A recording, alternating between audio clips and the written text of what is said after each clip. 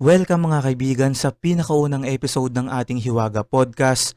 Kung hindi pa kayo kasali sa ating broadcast channel sa Facebook at sa TikTok, ay pumunta lamang sa page, pindutin ang channels at mag-join para updated kayo sa mga latest nating uploads. At para makasali sa mga poll na isinasagawa namin, kagaya na lamang ng kung ano ang mga topic na gusto nyong pag-usapan natin sa ating podcast. At ang nangunguna nga sa ating listahan na siyang pag-uusapan natin ngayon ay patungkol sa ancient mysteries, history at lost civilizations. Wala tayong script dito sa podcast mga kaibigan. Ang tanging nasa harap ko lang ngayon ay yung 10 tanong na aming inihanda na susubukan kong sagutin sa episode na to. Hindi na rin namin masyadong i-edit yung video para lang tayo nagkwekwentuhan dito at perpektong i-play kung meron kayong ibang ginagawa. Halimbawa kayo ay naglilinis, nagluluto, naliligo, nag-eehersisyo o iba pang bagay na hindi nyo na kailangang fokusan ang inyong cellphone o computer. Ngayon, bago tayo magsimula, huwag kalimutang mag-like, subscribe, at subukan nyo ring bigyang oras panoorin ang iba pa nating mga videos. Gaya ng sabi ko mga kaibigan, ang pag-uusapan natin ngayon ay patungkol sa ancient mysteries, history at lost civilizations. Una sa ating tanong, ano ang ibig sabihin kapag sinabi nating ancient mysteries? Okay, so ancient mysteries, dalawang salita yan mga kaibigan, di ba? Ancient tsaka mystery. Alam naman siguro ng lahat sa atin kung ano ang ibig sabihin ng ancient. Ibig sabihin, luma, makasaysayan o sa madaling salita, parte ng ating kasaysayan, ancient, nangyari noong unang-unang panahon pa, sobrang tagal na pangyayari. Ancient, ganun yung ibig sabihin ng term na ancient. Ngayon, kapag hinaluan natin ito ng salitang mystery, magkakaroon tayo ng panibagong definisyon dun sa nabuo nating salita, ancient mystery. Ngayon, kapag pinagsama natin yung dalawang salitang ancient mysteries, ancient mystery, ang ibig sabihin nito ay yung mga kababalaghan o hiwaga sa ating kasaysayan. So, paano ba natin matatawag na ancient mystery ang isang bagay? Kapag yung pangyayari sa ating kasaysayan, sa ating history, hindi pa rin natin lubos na iintindihan hanggang sa panahon ngayon. Halimbawa, yung mga events sa ating nakaraan na hanggang ngayon mistulang tanong pa rin sa ating lahat. Palaisipan, ganyan. Wala pang konkretong ebidensya, sapat na kasagutan para matanggal na siya dun sa term na mystery. Kasi 'di ba ang ibig sabihin ng mystery, lagi kong sinasabi sa aking mga videos, no? Halimbawa yung mystery, hiwaga. Ang ibig sabihin nun mga kaibigan, nandoon lang tayo sa bandang gitna ng katotohanan at hindi totoo. Nandun lang tayo sa kung tawagin ng ilan ay gray area, 'di ba? Ibig sabihin hindi pa napapatunayan na totoo ang isang bagay, pero sa kabilang banda hindi pa rin napapatunayan na ito nga ay hindi totoo. So ang resulta nandun lang siya sa may bandang gitna sa boundary ng totoo at hindi totoo. 'Yun ang ibig sabihin ng hiwaga. Kung iko-konekta natin sa term o sa salitang ancient mystery, mga hiwaga sa ating kasaysayan na palaisipan pa rin sa ating lahat, sa ating mga tao, maski sa panahon natin ngayon. Bigyan ko kayo ng halimbawa mga kaibigan. Halimbawa, Great Wall of China. Para sa mga hindi nakakalam, merong kumakalat na conspiracy theory. Actually, luma na siya eh. Matagal na siyang conspiracy theory. Ewan ko kung first time yung marinig tong bagay na to. Pero nagawan ko na to ng mga videos sa aking Facebook. Nagawa na natin to ng Facebook Reels sa pati sa TikTok. No? Sabi dito, yung Great Wall of China raw, hindi raw talaga ito pagmamayari ng China. Ironic, di ba? Great Wall of China, hindi pagmamayari ng China. So ayon sa ilang mga conspiracy theories, mga researchers na pinag-aaralan ng bagay na to, sabi nila, kung titignan daw natin yung litrato o kahit puntahan natin mismo yung Great Wall of China, meron tayong makikita doon na mga spaces in between dun sa walls, ibig sabihin mga butas. So yung mga butas na yun, dun daw nakapwesto o naka-anchor dati, no, nakatayo yung mga archers, mga sundalo na gumagamit ng pana. So sila, usually kasi yung mga archers noon mga kaibigan, sila yung nagbabantay sa outpost para silang nakabantay sa mga iba't ibang iba't ibang area nung community nyo, yung civilization nyo. So sila yung unang nakakakita kung meron bang paparating na mananakop, kaaway, kalaban, invader. Ang purpose ng mga yon, habang papalapit pa lang yung mga kalaban, pwede na agad maka-inflict ng damage yung mga archers nila. So ngayon, paano nasabi ng ilang conspiracy theories na hindi pagmamayari ng China yung The Great Wall? Kapag tinignan daw natin yung mga butas na yon, mapapansin natin na yung mga archers na nakatayo dati dun sa mga butas na yon, nakaharap sila against China. Ibig sabihin, kung totoo man na China ang nagmamayari ng The Great Wall, kung ibabase natin sa anggulo nung butas na nandoon sa The Great Wall kung saan nakatayo yung mga archers, ibig sabihin nito, pinoprotektahan nila ang kanilang sarili laban sa kanilang sarili.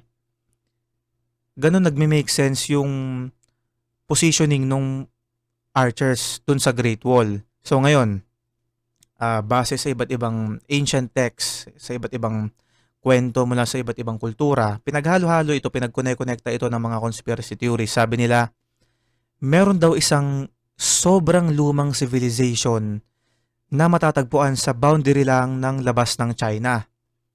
So ang tawag sa civilization daw na yon, Tartaria.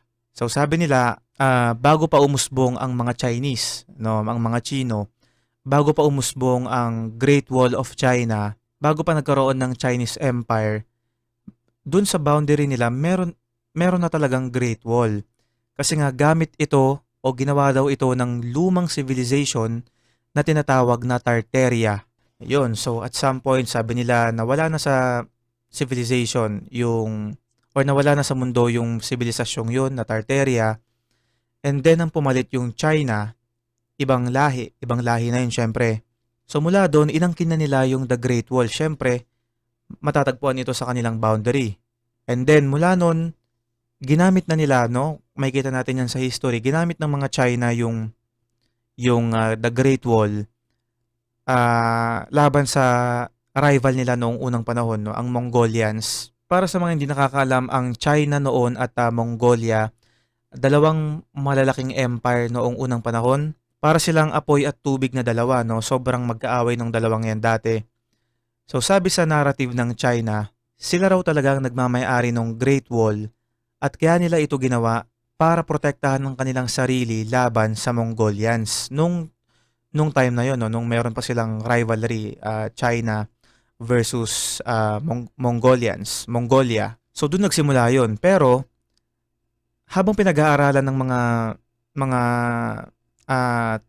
researchers yung gusali, nagkaroon ng mga loopholes na paano nila pinakinabangan yung Great Wall kung yung mga poste na kung nasaan dapat nakapwesto o nakaposition yung mga archers, nakaharap naman sa loob ng kanilang bansa. Yun yung conspiracy theory doon, mga kaibigan, no? Makikita nyo yan sa Google, maraming articles dyan, may mga documentaries din patungkol dito sa conspiracy theory nito na hindi nga raw China ang nagmamayari ng The Great Wall. So papasok ang teoryang ito sa kategorya ng ancient mystery dahil gaya ng sabi ko kanina, isa ito sa mga pangyayari sa ating kasaysayan na hanggang ngayon wala pang konkretong kasagutan. So ibig sabihin, pwede pa natin siyang i-consider as hiwaga kasi hindi pa napapatunayan, at the same time, hindi pa rin napapatunayan na hindi nga to totoo. Yun. So ganon ang ibig sabihin kapag sinasabi nating ancient mysteries. Basically, 'di ba, mga misteryo o hiwaga na naghihintay pa rin tayo ng eksaktong sagot para matanggal siya dun sa kategorya ng hiwaga, ng ancient mystery. So napakarami niyan, hindi ko na iisa-isahin. Nagbigay na lang ako ng example. Yun nga, magandang example yun, yung The Great Wall of China. Ano pa ba? Sige, bigay pa tayo ng isa. Yung Stonehenge. Para sa akin, isa siyang ancient mystery kasi yung positioning kung saan ginawa yung coordinates kung saan ginawa yung Stonehenge, nakatapat o nakahanay ito sa araw, sa ating araw at sa mga bituin. So sabi nila, ginawa raw ito o gamit daw ito ng mga Anunnaki. Yung mga Anunnaki naman, extraterrestrial, aliens. Sinaunang sibilisasyon din sila ng mga aliens mula sa malayong-malayong planeta, Planet Nibiru kung tawagin yung planeta nila. Sabi nila, ginawa raw ito, sinadyang itapat ng mga Anunnaki yung Stonehenge sa sa mga bituin para maging gabay nila pabalik sa ating planeta. So madaming katanungan dyan sa Stonehenge para makonsider as ancient mystery. Halimbawa, sino ang gumawa? Paano nailipat yung mga bato na to noong unang panahon nang walang gamit na makinarya? Paano na ukit o na-carve yung mga batong to? Sino ang nag-utos? Sino ang nag-lead? At syempre, ano ang purpose? Bakit may ganitong klaseng structure sa ating mundo? Ano ang purpose nito? Design lang ba o meron itong mas malalim na, alam niyo yun, na dahilan kung bakit ito nakatayo hanggang ngayon sa ating planeta? So, ayun, sana nasagot ko yung unang tanong. Ano ang ibig sabihin kapag sinabi nating ancient mystery? Ibig sabihin mga kababalaghan o hiwaga na nangyari sa ating kasaysayan. Pangalawang tanong, aling sinaunang sibilisasyon ang pinaka-advance sa kanilang panahon? So kapag sinasabi kasing mga pinaka-advanced na civilization sa kanilang panahon, merong tatlong civilization na agad pumapasok sa isip ko. Una, syempre, Ancient Egypt, hindi mawawala yan, di ba? Syempre, sila yung gumawa ng The Great Pyramid. Sa kanila nanggaling yung pinakaunang writing system, yung cuneiform. Kung pamilyar kayo dun sa bagay na yun, no? Cuneiform, pinakaunang writing system. Siguro naman napag-aralan na ng ilan sa inyo sa school yan kasi ang alam ko tinuturo naman yan sa paaralan. Pangalawa, syempre, Sumerians. 'Di ba? Kapag sinabi nating ancient mystery, hindi mawawala yan sa usapin yung mga yan. Ancient Egypt, Sumerians. Tapos, pangatlo, Indus Valley. So paano ba natin masasabi na advance ang isang civilization sa kanilang panahon? Halimbawa natin dito sa Pilipinas. During that time, compared sa Egypt, ancient Egypt tsaka Philippines, nung mga time na yon meron na silang writing system, uniform. Tayo, baka nagsisimula pa lang tayong pag-aralan kung paano talaga mabuhay, paano makasurvive, paano gumawa ng bubong na masisilungan, ng bahay kubo, paano makipag-interact sa ibang tao, sa ibang grupo, 'di ba, sa ibang tribo. Andoon pa lang tayo, no? Nandoon pa lang tayo sa bangayan ng mga tribo nung mga time na yon. Sila sa ancient Egypt, meron na silang sistema, meron na silang iba't ibang alituntunin during that time. So yung difference ng knowledge, yung agwat ng kaalaman, doon natin ibabase kung paano natin masasabi na advance ang isang sibilisasyon. Ano pa yung sabi ko kanina? Sumerians. Sa Sumerians naman, nung mga time na yon, nung unang panahon, kung i-compare ulit natin dito sa Pilipinas, sila naman ang mga Sumerians during that time, kabisado na nila kung paano gumawa ng mga herbs, mga herbals, mga medisina, mga ganyan.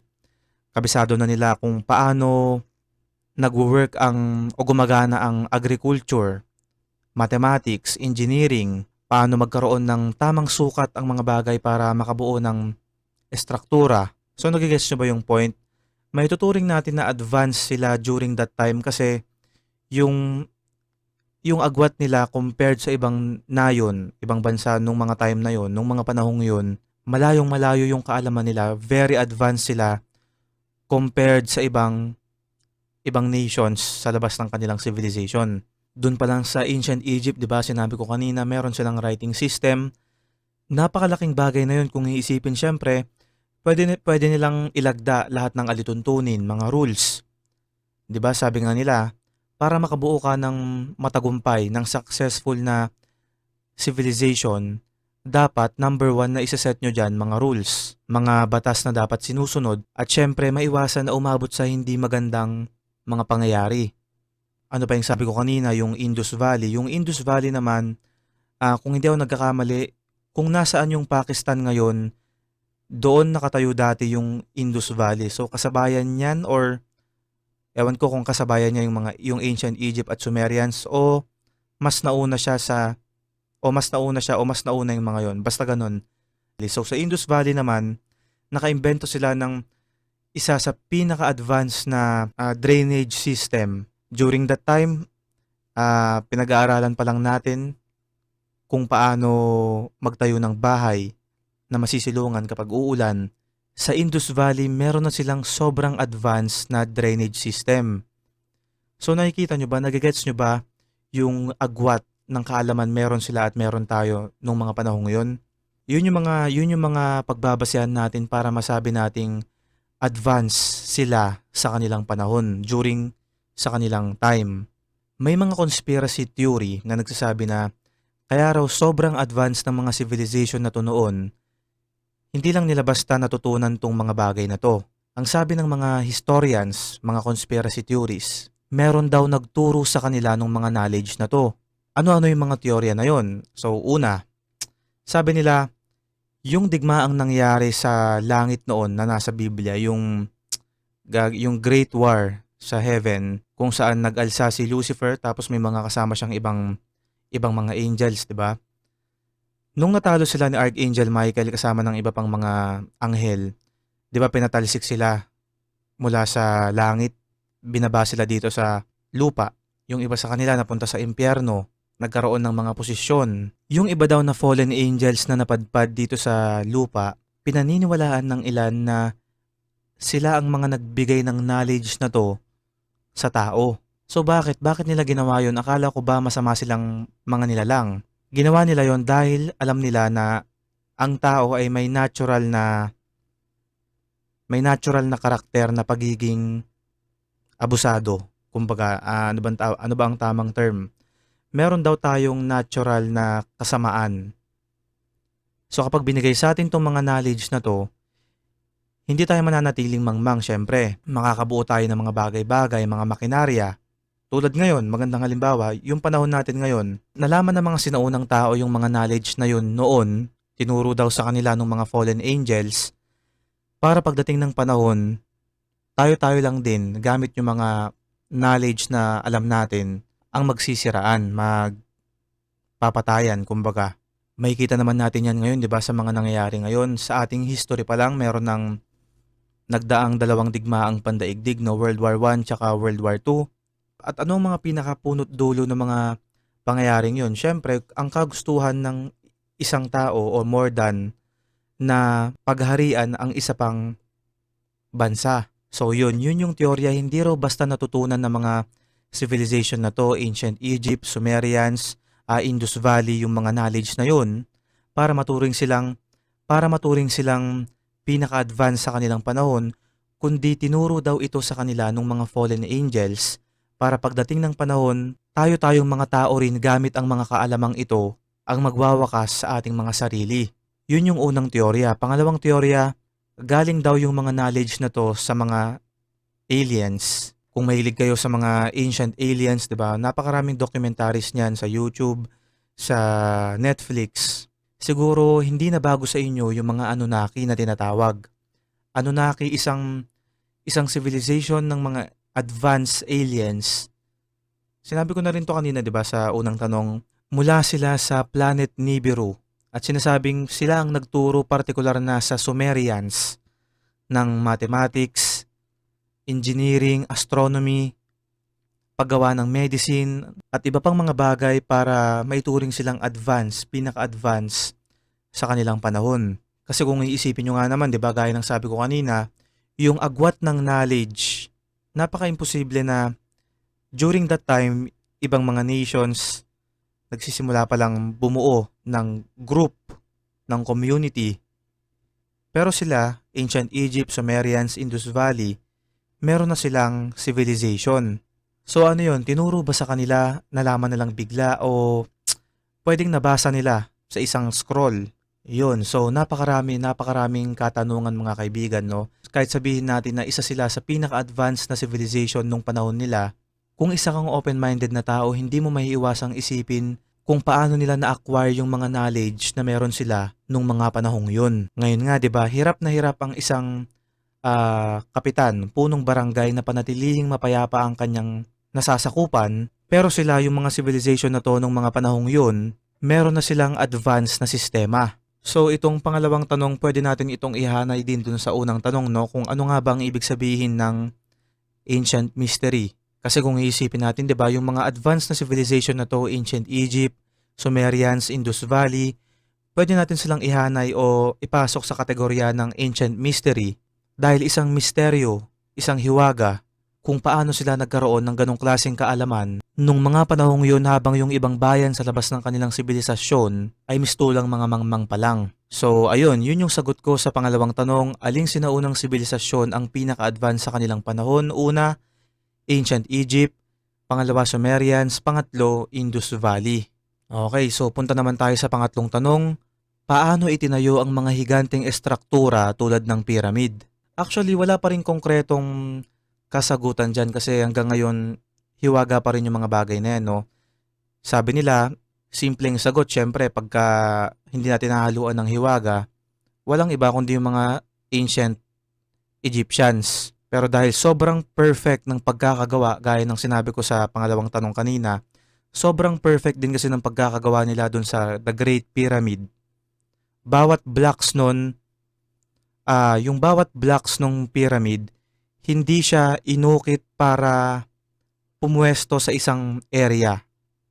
Nakuha nyo ba? Inukit siya para sa mismong angle na yon. Parang ganun. Para siyang, kumbaga, Lego. Ganun siya ginawa. Para siyang Lego. No, hindi sila pare-parehas ng sukat. Basta sobrang perfect, sobrang perpekto ng pagkakagawa nila sa pyramid nung mga time na yon. Isang hiwaga yan hanggang ngayon kasi para makabuo ka ng ganong klaseng estruktura, dapat meron kang sobrang perfect na mathematical formula para sa engineering ng structure na yon. Yun ang simpleng sagot kung paano nabuo ang pyramid. Ang mga gumawa nito walang iba, mga sinaunang Egyptians. Kaya lang syempre, dun sa sagot na yon, pwede nating ipasok yung mga tanong tulad ng ano ang purpose, bakit ginawa, para saan yung gusali, sino ang nag-utos. Yun yung mga katanungan na bumabalot ng hiwaga dun sa The Great Pyramid of Giza sa Egypt. Sa ibang accounts pa nga ng historian, sabi nila hindi raw inaangkin ng mga Egyptians na sila nga talaga ang gumawa nung The Great Pyramid. Pwede rin na nung umusbong sila, nung nagkaroon ng mga Ehipto dun sa lugar, naabutan na nilang meron na yung The Great Pyramid. Tapos syempre yung estruktura nandoon sa kanilang nasasakupan, pwedeng-pwede mo lang angkinin nasa iyo nga to. So syempre ang pinakasikat na teorya kung sino ang bumuo sa The Great Pyramid, mga aliens na naman. Napakahabang diskusyon kasi ng usaping alien mga kaibigan, lalo na dito sa Pilipinas, sa bansa natin na majority ay mga religious na tao, Kristiyano, Muslim. Kumbaga sa bansang Pilipinas, sensitibo pa rin ang usaping alien.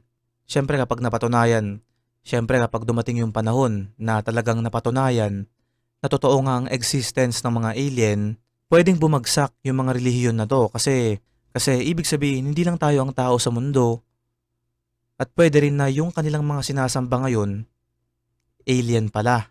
Hindi pa handa ang karamihan sa mga Pilipino na pag-usapan ang mga ganitong bagay. Kaya kung titignan nyo yung comment section natin sa Facebook, kapag yung topic na pinag-usapan natin ay patungkol sa mga alien, marami dyan ang mga komentong baliw, mga ganon, mga baliw ka, mga ganyan, ang tanda-tanda mo na, naniniwala ka pa sa mga alien. Kasi nga hindi pa handa at lalo syempre, yung kinalakihan, hindi ko rin naman sila masisisi kasi yung kinalakihan nilang relihiyon, iba nga ang tinuturo. Para sa kanila, simpleng cartoon character ang mga alien at hindi totoo. Parang ganun sa kanila yon mga kaibigan, di ba? Pero kung iisipin kasi natin mabuti, parang napaka-imposible naman na tayo lang ang nag-iisang sibilisasyon sa buong kalawakan. Hindi ba? At ang mga structures na to tulad ng The Great Pyramid, pwedeng mga ebidensya to, pwedeng mga patunay na hindi lang tayo ang namumuhay sa universe. Yun yung isang teorya. Unang teorya, basic lang, ginawa ng mga sinaunang Ehipto. Pangalawang teorya, ang gumawa raw sa mga to, mga alien. So 'di ba ilang taon na, libo-libong taon nang nandiyan yung Great Pyramid of Giza sa Egypt. Pero hanggang ngayon 2026 na, wala pa rin tayong makitang sapat na ebidensyang magpapatunay kung sino nga ba o magpapabubuo ng tanong kung sino nga ba ang gumawa ng The Great Pyramid at kung ano talaga ang purpose nito. Kung mahilig kayong magbasa katulad ng mga conspiracy theories ng The Great Pyramid, 'di ba sabi nila diyan na ang purpose talaga nung gusali ay para maging libingan ng mga pharaoh. Yung iba naman sabi, energy power source daw ito ng mga sinaunang Ehipto. Tapos yung iba naman, kung ibabasa natin sa pangalawang teorya na alien ang gumawa dun sa pyramid, sabi nila, gaya ng sa Stonehenge, ginawa raw nila ito bilang palatandaan kung paano makapunta sa ating o paano makabalik sa ating planeta. Tignan nyo, hindi lang Stonehenge, hindi lang The Great Pyramid, maraming structures, giant structures sa ating mundo, karamihan sa kanila nakatapat sa isang certain na, sa isang specific na constellation. Halimbawa yung The Great Pyramid, nakatapat yan eksakto sa the Orion's Belt constellation. Tapos yung coordinates, yung pwesto kung nasaan mismo yung main pyramids dun sa Giza, saktong-sakto ito sa bilang ng speed of light. Makikita nyo naman kung ilang numero ang nilalaman ng speed of light para masabi natin na baka nagkataon lang na sumakto yung coordinates tsaka yung bilang ng speed of light. O baka talagang merong purpose na mas malalim. Baka meron talagang knowledge yung mga ancient Egyptians na sobrang advanced na hanggang ngayon hindi natin matukoy o hindi natin alam. Wala tayong ideya kung ano yun. Imposible naman kasi 'di ba? Isipin nyo, imposible naman, napaka-imposible na basta na lang nilang ilalagay o gagawin yung The Great Pyramid sa isang lokasyon na tutugma sa speed of light and at the same time, nakatapat mismo sa Orion's Belt constellation. So yan yung mga teorya, no? Wala pa kasing eksaktong kasagutan kaya hindi ko pa kayo mabibigyan ng, ng konkretong sagot kung sino nga ba ang gumawa ng mga higanteng estruktura tulad ng The Great Pyramid. Kasi hanggang ngayon hiwaga pa rin yan. So yun, may mga teorya lang. Una, simpleng sagot ginawa ng mga sinaunang Ehipto. Pangalawa, alien. Pangatlo, higher beings na mas mataas sa aliens. So yun, sana naunawaan nyo yung sagot ko dun sa pangatlong tanong, paano itinayo ang mga higanteng estruktura tulad ng pyramid? Proceed tayo sa pang-apat na tanong, ano ang lost civilization at bakit nawawala ang mga sibilisasyon? So kapag sinabi nating lost civilization, ang unang papasok sa isip natin dyan panigurado is yung lost city of Atlantis. So paano ba? Paano ba nangyari yun? Paano ba nangyari na nawawala ang isang civilization? Kasi imagine niyo isang sibilisasyong sobrang advanced, gaya ng sinabi natin kanina. May mga lungsod, may mga sistema, may mga rules, alituntunin, kultura, tapos bigla na lang mawawala. Ano ang mga posibleng dahilan kung bakit sila nawawala? Yun yung tanong. Ano ang lost civilization at bakit nawawala ang mga sibilisasyon? Kung science ang tatanungin natin, ang isasagot sa iyo ng agham, nawawala ang mga sibilisasyon dahil sa mga natural disasters, kalamidad, digmaan, epidemya, sakit, pabago-bago ng klima, yung mga bagay na hindi may iwasan o mahirap iwasan, yun ang isasagot sa iyo ng science. Pero kapag isang conspiracy theorist ang tinanong mo, sasabihin sa iyo niyan, nawawala ang mga sibilisasyon dahil sa tinatawag na cleansing. Merong tinatawag na cleansing. So sabi ng ilang conspiracy theorists, actually may mga scientists na gumawa ng libro. Nakalimutan ko lang yung title ng libro. Pero patungkol ito sa isang global cataclysmic shift. Nagawan ko na rin ata yun ng content ng Facebook Reel tsaka TikTok. So sabi doon, merong nangyayari na global cataclysmic shifts every once in a million years. So yung last time daw na nagkaroon ng ganon is yung The Great Flood. So yung The Great Flood, hindi lang kasi present sa Bible, kaya mahiwaga yung kwento ng The Great Flood. Hindi lang present sa Bible yung kwento niya. Makikita rin siya sa iba't ibang ancient texts na malayong mas nauna kaysa sa Bible. Halimbawa, Epic of Gilgamesh. Meron din 'yan sa ibang mga teksto, ibang mga kultura. Kumbaga, merong iba't ibang bersyon yung ah, The Great Flood. So, ang ibig sabihin nito, kung kung iko-conclude natin, totoo ba? Posible kaya na totoo na nangyari yung The Great Flood? Malaki ang posibilidad. Kasi may mga kwento noon na nagkaroon nga ng ganong klaseng malawakang kalamidad, malawakang pagbaha na nakapinsala, nakapatay sa napakaraming mga tao, mga hayop nung during that time. Kung kailan man nangyari yun, million years ago, 100,000 years ago. So yun, sabi nila, kapag conspiracy theories ang tinanong mo kung bakit nagkakaroon ng nawawala ang mga sibilisasyon, yun nga, dahil nagkakaroon ng global cataclysmic shifts, cleansing na tinatawag, no? In short, cleansing every one in a million years, parang ganon. Nangyayari yon dahil sa sobrang kasakiman ng mga tao, parang sobrang pang-abuso ng mga tao sa kalikasan, pinaparusahan tayo ng sino mang higher being o creator o Diyos ang nandyan dahil sobrang nagiging mapang-abuso tayo sa kalikasan, sa ating kapwa, sa mga sa mga nilikha sa ating mundo, sa ating planeta, basically sa ating planeta. Marami ng example actually ng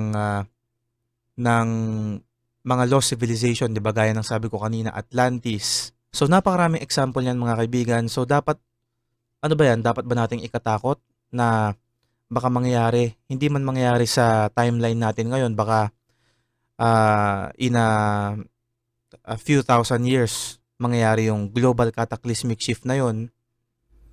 Tapos yung kaapu-apuhan mo, siyang makaranas nung pagkawala nung civilization nila during that time, no? Sa future. So ayun, yung iba kasi sa atin hindi sila naniniwala sa konsepto ng karma, 'di ba? Yung mga korap. Halimbawa natin yung issue ng flood control, mga korap na politiko, mga korap na contractors, ganyan. Meron kasi laging balik 'yan. Hindi man direkta sa'yo, pwedeng sa pamilya mo. At ang nakakatakot diyan, minsan kasi yung mga balik na 'yan hindi direkta sa pamilya nila, sa bloodline nila, kundi rerekta mismo sa buong mundo. Sa Bible, ang alam ko may mga kwento rin ng ganyan, yung sinunog, pinaulanan ng bolang apoy kasi sobrang naging sakim ng mga tao doon, gumagawa sila ng mga masasamang gawain, mga pinagbabawal ng Diyos. Tapos yun, meron lang isang pamilya na niligtas. Sa pagkakatanda ko, nagawan ko yun ng Facebook reel last year. Try kong susubukan naming i-reshare yung video na yon. Magandang kwento yon ng example ng lost civilization, no? Kasi doon merong isang pamilya na piniling iligtas ang Diyos. So sila nakaalis sila doon sa syudad. Pero yung babae doon na isa naging bato. Ang alam ko, present din yung kwento na yan sa Quran, sa Islam, kung hindi ako nagkakamali. So yun pa lang, doon pa lang, merong iba't ibang version ng mga kwento. Hindi lang yun, yung sinabi ko rin kanina, yung The Great Flood. 'Di ba? Yun yung mga isasagot sa'yo ng isang conspiracy theorist kapag tinanong mo siya kung bakit nagkakaroon ng lost civilization, bakit nawawala ang mga sibilisasyon, no? Hindi lang 'yan dahil sa natural calamity, digmaan, epidemya, klima. Kapag hinaluan natin 'yan ng supernatural na paliwanag, pwede rin nating maisip o masabi na, yun, baka nga nagkakaroon talaga ng cleansing.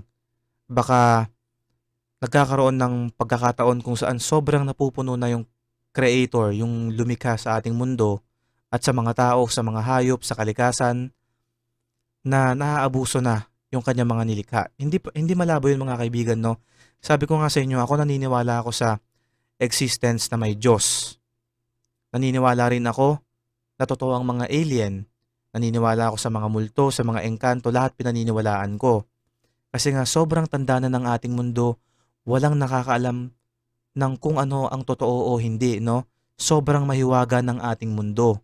Walang absolute. Hindi pwedeng sabihin na ito ang totoo, Hindi mo pwedeng sabihin yun, hindi mo pwedeng ipilit yung kagustuhan mo sa isang bagay kasi nga walang nakakaalam ng totoo.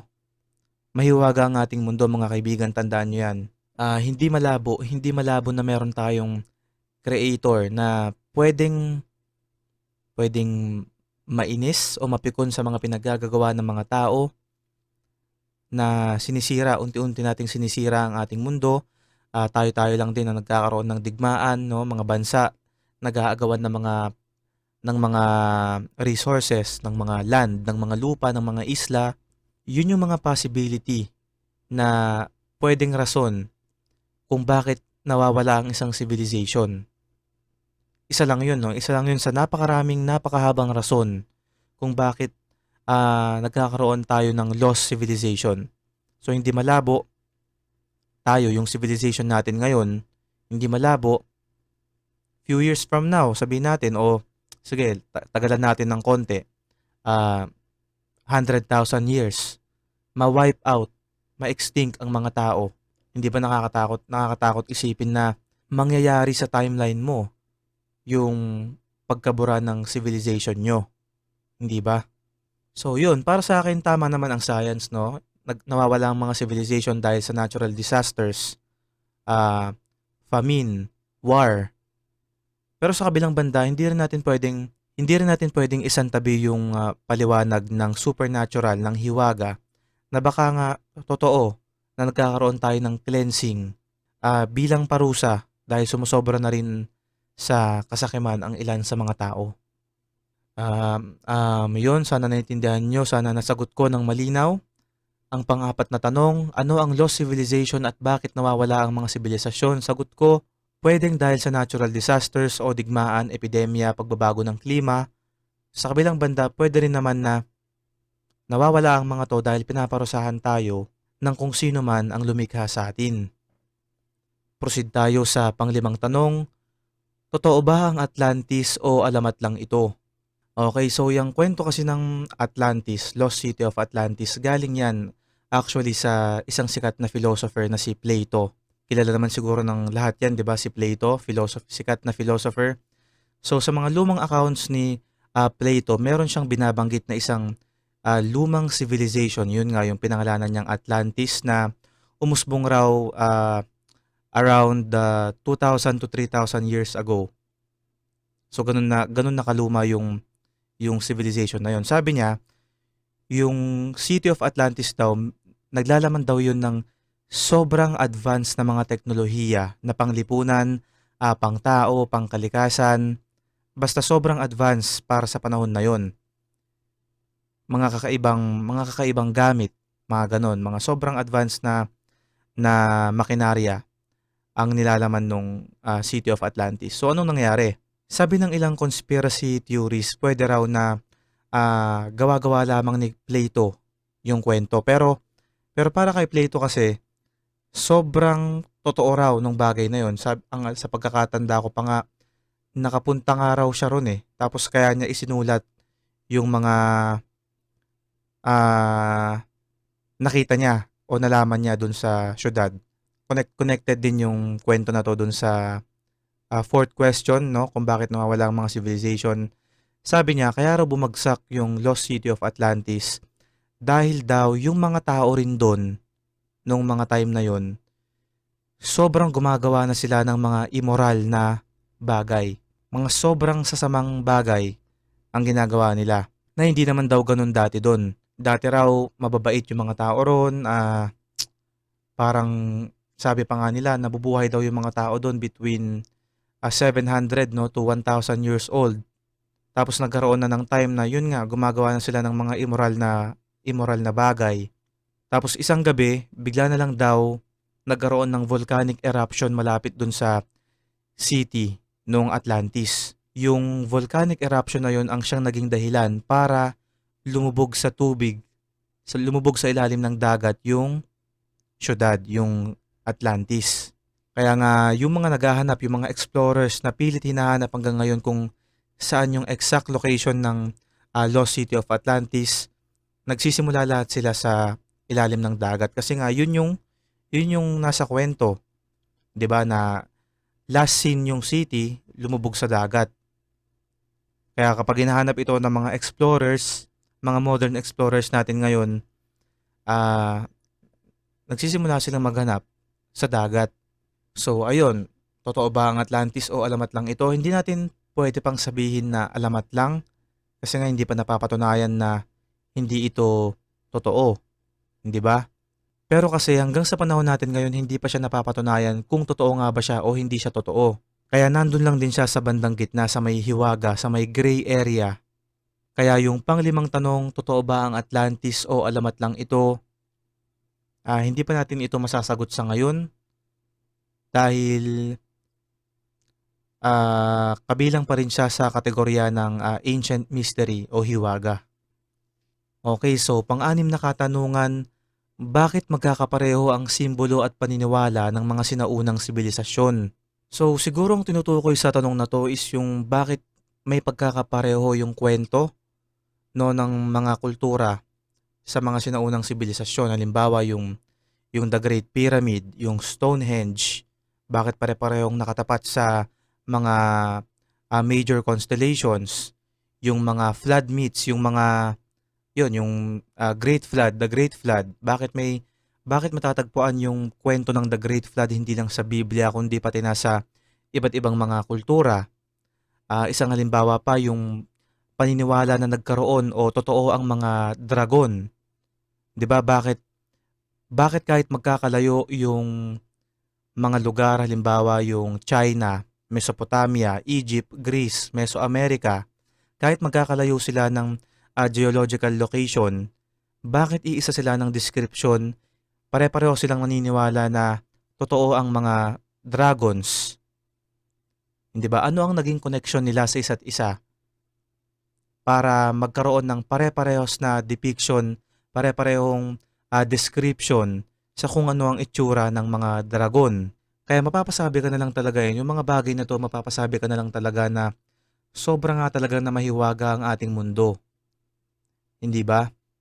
Kasi kagaya sa China, sobrang naniniwala sila sa mga dragon. Kabilang nga yan sa Chinese zodiac, 'di ba? Year of the Dragon, kahit na kung tutuusin, hindi naman talaga kung science ang pagbabasehan, wala pang sapat na fossils na natagpuan para maituring na totoo nga ang mga dragon na once nag-exist sila sa ating mundo. Kasi kung science ang tatanungin mo dyan, dinedefy ng laws of physics na kayang makalipad ng mga dragon dahil sa laki ng kanilang katawan. Parang ganun yan, di ba? Parang sa manok, di ba? Yung mga manok, nakakalipad sila pero sobrang baba lang nung lipad nila at sobrang saglitan lang kasi nga ah, malaki masyado yung katawan nila para dun sa wings na meron sila. So parang ganun, bakit may pagkakapareho ng mga symbols yung mga sinaunang civilization, bakit may pagkakapareho ng mga kwento, mga paniniwala ng mga iba't ibang kultura. Yun nga, balik tayo sa mga naunang tanong, no? Baka nga talaga totoo, posibleng totoo na may isang advanced na civilization outside ng ating planeta ang nagturo sa atin, ang nagpresenta sa atin ng mga impormasyong 'to.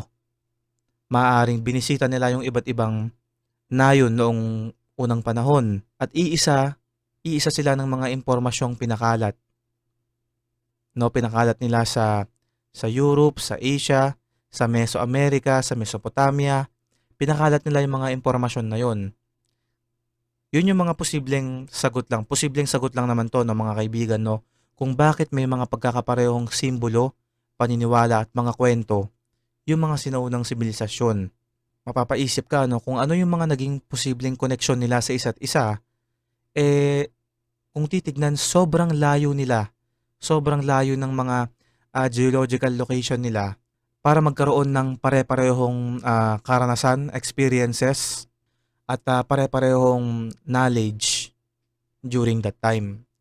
Sana nasagot ko yung pang-anim na tanong, bakit magkakapareho ang simbolo at paniniwala ng mga sinaunang sibilisasyon? Proceed tayo sa pangpitong katanungan, ano ang papel ng astronomy sa mga sinaunang sibilisasyon?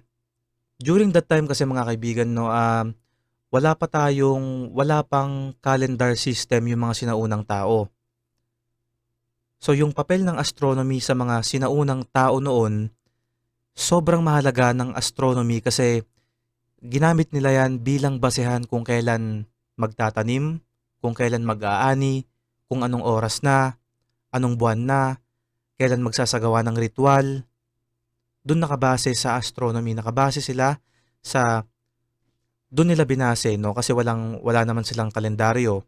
Dun nila binase sa posisyon ng buwan, kung anong itsura ng buwan, posisyon ng araw, kung anong itsura ng araw, posisyon ng mga bituin sa kalawakan at mga planeta sa loob ng ating solar system.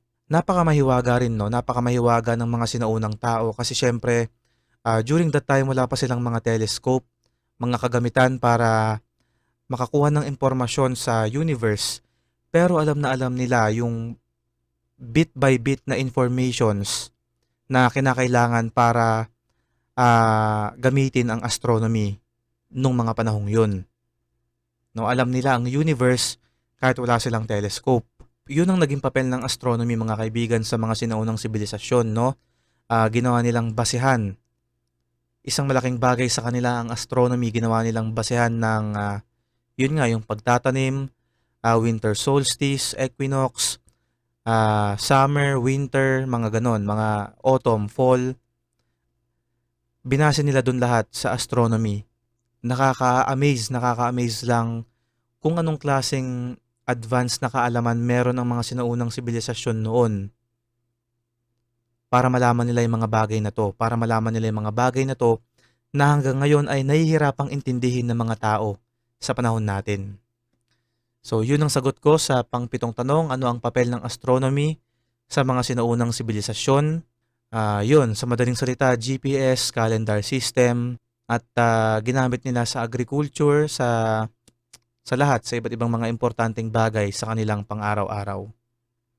Pangwalong tanong mga kaibigan, may ebidensya ba na may nawala o tinagong kaalaman ang mga sinaunang sibilisasyon? Ako personally mga kaibigan, oo, naniniwala ako na may mga tinagong kaalaman yung mga sinaunang civilization noon.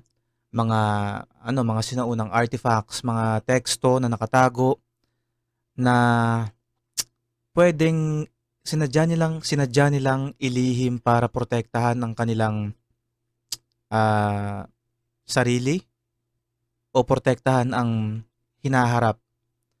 So sabi, may isang nabasa kasi ako sa Reddit mga kaibigan, no. Sabi doon, yung mga lihim na kaalaman noon, sinadya raw talaga itong ilihim sa atin ngayon para protektahan ang ating mga sarili. So anong ibig sabihin nun? Pag nalaman daw kasi ng tao yon, hindi may iwasan diyan yung mga tao na ambisyoso, mga sakim kumbaga. Pwede nilang gamitin yon sa hindi magandang paraan na pwedeng ikasira ng mundo. Yung mga knowledge na yun, mga hidden knowledge na kapag nalaman o napasa kamay ng isang, alam niyo na, ng isang hindi mapagkakatiwalaang individual, 'di ba? Pwede yung magdulot ng chaos, pwede yung magdulot ng kaguluhan sa mga tao. Napakaraming patunay na niyan, no? Mga secret knowledge, kagaya nung latest upload natin, sabi ko doon, merong yung ice wall theory, yung patungkol sa Antarctica. Kung hindi nyo pa napapanood, no, subukan nyo bigyan ng oras, mahabang video rin yon. Puno yun ng informations para sa mga taong mahilig sa mga ganong klaseng topic. Sinabi ko rin doon na posible na may mga sinaunang sibilisasyon talaga na sinadyang magtago ng kanilang kaalaman para protektahan ang kanilang sarili, hindi lang ang kanilang sarili, kundi pati na yung mga susunod na henerasyon at tayo ngayon. Kasi 'di ba, balik tayo sa sinabi ko kanina, meron daw kasing likas na karakter ang mga tao na pagiging sakim. Kapag nagkakaroon ka ng isang bagay, minsan gusto mo na, hindi naman lahat, no? Hindi ko naman nilalahat, pero minsan may mga tao na kapag nagkaroon ng bagay na to, gusto nila na more. Gusto nila ng mas marami pa. Hindi nila kayang makontento sa sapat. Gusto nila sobra-sobra. Parang gano'n. Parang gano'n yung paniniwala ko sa mga itinagong kaalaman ng mga sinaunang civilization. Gusto nila na protektahan ang sangkatauhan sa mga impormasyon na yon, na alam nila na kapag napunta sa kamay ng mga taong hindi gagawa ng mabuti, pwedeng ikasira ng mundo. So kung tatanungin niyo ako, personally, oo ang sagot ko diyan mga kaibigan. Naniniwala ako na may mga sinadyang itagong kaalaman ang mga sinaunang sibilisasyon, mga artifacts. At may mga naghahanap naman diyan may mga modern explorers tayo ngayon na naghahanap ng mga bagay na 'yan. Pati nga yung libingan ni Cleopatra, 'di ba? Sinadyang itago. Pati yung libingan ng sikat na Mongolian warrior na si Genghis Khan, sinadyang itago. Yung mga ganun ba, yung mga ganung bagay, may mga sinasadya talagang itago para sa mga susunod na henerasyon para hindi nila makita. Dahil siguro, yun nga, alam nila na hindi ito magdudulot ng magandang kaalaman o magandang resulta sa sa ating hinaharap. Yun. So, oo ang sagot ko. May ebidensya ba na may nawala o itinagong kaalaman ang mga sinaunang sibilisasyon? Yes, oo ang sagot ko dyan. So, okay, punta naman tayo sa pang-siyam na tanong. Ano-ano ang mga discoveries na nagbago sa history? So ayun, wala akong masyadong maisip ngayon na mga discoveries na pwedeng nagbago sa ating kasaysayan. Siguro yung ano na lang, yung nagawan ko na rin ng Facebook reel yun noon, yung mga statwa ng Terracotta Army sa China. Meron din yung Netflix documentary. So yun, yung advanced craftsmanship nung mga statwa na yun, palagay ko may malaking tulong yun sa mga sculptors, modern sculptors natin ngayon. Yun ang naisip ko sa ngayon na mga pwedeng discoveries. Kasi more on, ang binabasa ko kasi ngayon, more on mga hindi pa nadidiskubre. Mga ganon, mga nasa hiwaga lang, nasa kategorya lang ng mystery, hiwaga. So, ayun, kung gusto nyo ng mas detalyadong paliwanag patungkol dito, pwede naman kaming magsagawa ng mas malalim na research. Gagawan ko ng content ang bagay na to, no? Yung mga archaeological discoveries na nagbago sa ating kasaysayan. Pwede naman mga kaibigan. Kung gusto nyo ng ganong klaseng topic, i-like nyo yung video, i-comment nyo sa baba para alam ko, para alam namin kung gagawan ba namin ito ng mas detalyadong research-based na video. Okay, so panghuli na tayo. Nasa pang-sampu na tayo, pang-sampu at panghuling katanungan sa ating pinakaunang episode ng ating Hiwaga Podcast. Bakit mahalaga pa rin ang ancient mysteries hanggang ngayon? So, ayun, magandang panghuling katanungan. Bakit mahalaga pa rin ang ancient mysteries hanggang ngayon? Simple lang. Pinapaalala sa atin ng mga ancient mysteries na to yung mga bagay sa ating kasaysayan, mga importanteng pangyayari, mga impormasyon na pwedeng hindi pa natin maintindihan sa ngayon.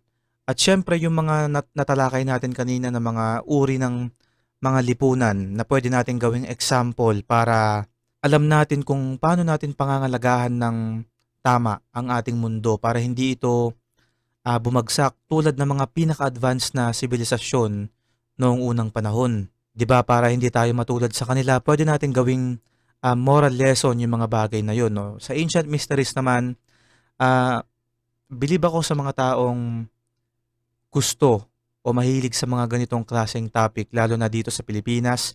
Napakaunti lang natin na mahilig sa mga ganitong usapin. Kung umabot ka sa parte na to ng video, ng podcast na to, sa panghuling parte na to ng podcast, ibig sabihin, isa ka talaga sa mga mahilig sa ganitong klaseng kwento, mga kababalaghan, mga ancient mysteries.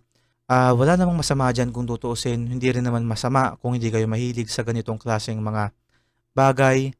Nagiging masama lang kapag dinidiscriminate, tinatawanan o binubuli ng ibang tao yung mga kagaya natin na mahilig sa ganitong klaseng usapin.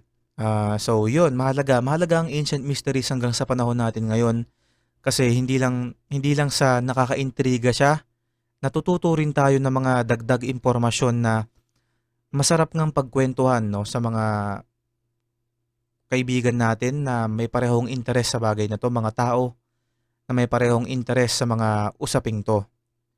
So ayun, sana mas dumami pa ang mga kaibigan natin na maging open-minded sa mga bagay tulad nito.